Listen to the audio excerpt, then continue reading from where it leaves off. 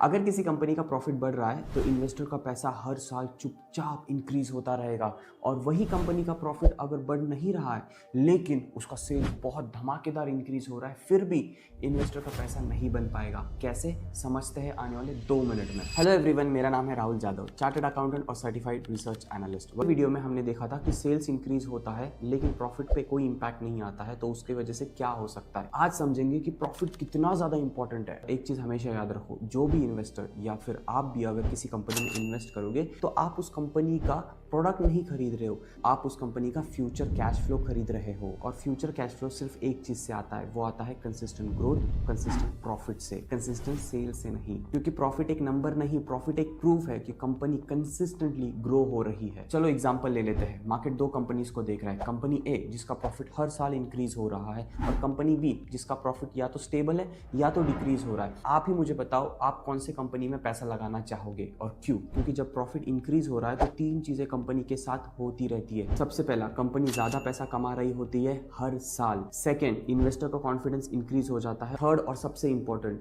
इसे कहते हैं रीवैल्यूएशन। कंपनी हर साल एक खुद का वैल्यूएशन लेके आती है टेबल पे, जो कि इन्वेस्टर को बहुत पसंद आता है, और इन्वेस्टर उसमें री इन्वेस्टिंग करते जाते हैं। और ज्यादातर रिटेल इन्वेस्टर यही गलती कर लेते हैं कि वो देखते हैं कि कंपनी तो बहुत बड़ी हो रही है। कैसे? सिर्फ सेल्स इंक्रीज करके? हाँ, रिटेल इन्वेस्टर सिर्फ सेल्स का फिगर देख के सोचता है कि कंपनी बढ़ रही है, बट एक्चुअल गेम चल रहा होता है प्रॉफिट का। बट बड़े इन्वेस्टर को पता होता है कि एक्चुअल गेम है प्रॉफिट का। इसलिए तो रिटेलर पैसा नहीं बना पाता, क्योंकि वो कंपनी प्रॉफिट में जाने के लिए सालों लगा देती है। अब टाटा मोटर का एग्जांपल ले लो। जब तक कंपनी लॉस में थी तब उसका टर्न अराउंड हुआ नहीं था, उसका प्राइस फास्ट इंक्रीज नहीं हुआ था। लेकिन जैसे ही कंपनी प्रॉफिट में आ जाती है, वो इन्वेस्टर को 2x, 3x, 4x रिटर्न्स दे देती है। सेकंड एग्जांपल ले लो एप्पल का। एप्पल का सेल्स ऊपर नीचे होता रहता है डिपेंडिंग ऑन प्रोडक्ट लॉन्च, लेकिन उनका प्रॉफिट कंसिस्टेंट होता है। इसलिए आज दुनिया की सबसे बड़ी कंपनी में एप्पल आती है। इसलिए स्टॉक चूज करते वक्त ये मत पूछो कि कंपनी का सेल्स हर साल डबल हो रहा है या ट्रिपल हो रहा है। ये समझो कि सेल्स के कंपैरिजन में क्या प्रॉफिट इंक्रीज हो रहा है,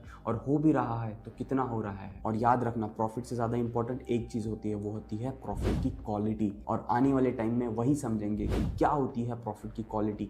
क्या ऊपर नीचे होता रहता है डिपेंडिंग ऑन प्रोडक्ट लॉन्च, लेकिन उनका प्रॉफिट कंसिस्टेंट होता है। इसलिए आज दुनिया की सबसे बड़ी कंपनी में एप्पल आती है। इसलिए स्टॉक चूज करते वक्त ये मत पूछो कि कंपनी का सेल्स हर साल डबल हो रहा है या ट्रिपल हो रहा है। ये समझो कि सेल्स के कंपैरिजन में क्या प्रॉफिट इंक्रीज हो रहा है, और हो भी रहा है तो कितना हो रहा है। और याद रखना, प्रॉफिट से ज्यादा इंपॉर्टेंट एक चीज होती है, वो होती है प्रॉफिट की क्वालिटी। और आने वाले टाइम में वही समझेंगे कि क्या होती है प्रॉफिट की क्वालिटी। क्या फेक प्रॉफिट भी हो सकता है, और जो इन्वेस्टर ये डिफरेंस समझ गया, आने वाले टाइम में वो पैसा कंपाउंड करना स्टार्ट कर देगा। सो आपको इतने सारे इंसाइट्स मिल रहे हैं तो वीडियो को लाइक कर दो और आपके फीडबैक दो हमारे इंप्रूवमेंट